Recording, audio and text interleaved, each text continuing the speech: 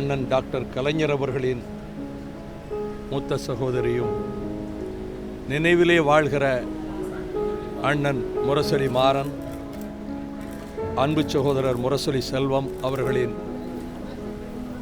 அருமை தாயாருமான சண்முக சுந்தரத்தம்மாள் 99வது அகவையில் இயற்கை எழுதியிருக்கிறார்கள்.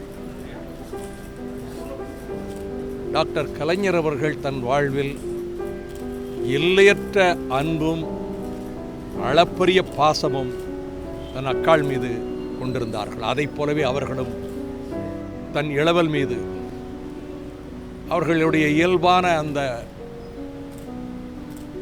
விருந்தோம்பும் பண்பு. நான் இந்த இல்லத்துக்கு எண்ணற்ற முறை வந்திருக்கிறேன். வருகிற போதெல்லாம் பல நேரங்களில் அவர்கள் கையால் நான் உணவருந்தியிருக்கிறேன். உணவருந்துகிற வேளையிலேயே அரசியலும் பேசுவார்கள்.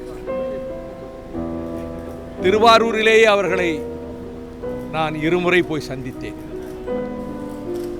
கடந்த இந்த இடைப்பட்ட 20 ஆண்டுகளிலே